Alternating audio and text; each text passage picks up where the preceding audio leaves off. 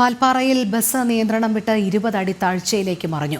യാത്രക്കാരായ 40ഓളം പേർക്ക് പരിക്കേറ്റു. ഇന്ന് പുലർച്ചെ തിരുപ്പൂരിൽ നിന്ന് വാൽപ്പാറയിലേക്ക് പോയ ബസ്സാണ് അപകടത്തിൽപ്പെട്ടത്.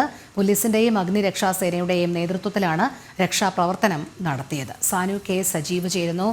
സാനു, എങ്ങനെയാണ് ഈ അപകടം സംഭവിച്ചത്? വലിയൊരു അപകടമാണ്, പക്ഷേ ആശ്വാസകരമായ ഒരു വാർത്ത എന്ന് പറയുന്നത് പരിക്കുകൾ മാത്രമേ ഉള്ളൂ യാത്രക്കാർക്ക് എന്നുള്ളത് തന്നെയാണ്, അല്ലേ?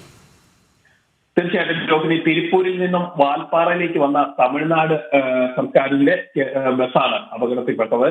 വാൽപ്പാറയിൽ വെച്ച് 20 അടി താഴ്ചയിലേക്ക് ബസ് നിയന്ത്രണം വിട്ട് മറിയുകയായിരുന്നു എന്നാണ് പോലീസിൽ നിന്ന് നമുക്ക് ലഭിക്കുന്ന വിവരം. പുലർച്ചെ 3 മണിയോട് കൂടിയായിരുന്നു ഈ അപകടം നടക്കുന്നത്. അതായത് ഈ അപകടം നടക്കുന്ന സമയത്ത് അവിടെ നല്ല മഴയുണ്ടായിരുന്നു. ഒരു കൊടും വളവിലാണ് ഈ വാൽപ്പാറയിൽ ഒരു കൊടും വളവിലാണ് ഇത്തരത്തിൽ ബസ് നിയന്ത്രണം വിട്ട് താഴ്ചയിലേക്ക് മറിഞ്ഞത്. ഏകദേശം 72 യാത്രക്കാർ ഈ ബസ്സിൽ ഈ പുലർച്ചയിൽ യാത്ര ചെയ്യുന്നുണ്ടായിരുന്നു.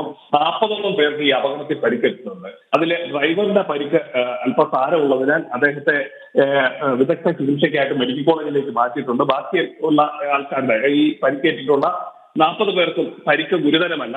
അവരുടെ കൈക്കും അതേപോലെ തന്നെ നെറ്റിയിലുമൊക്കെയാണ് പരിക്കേറ്റിരിക്കുന്നത്. ഈ ബസ് മറിഞ്ഞപ്പോഴത്തേനെ ഈ സീറ്റിന് മുൻഭാഗത്ത് വന്ന് തലയിടിച്ചാണ് പലർക്കും പരിക്കേറ്റിട്ടുള്ളത്. ഇവരുടെ പരിക്കുകളൊന്നും സാരമല്ല.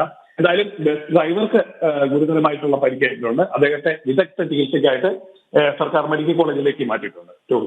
ശരി, സാനു കെ സജീവാണ് വിവരങ്ങൾ നൽകിയത്.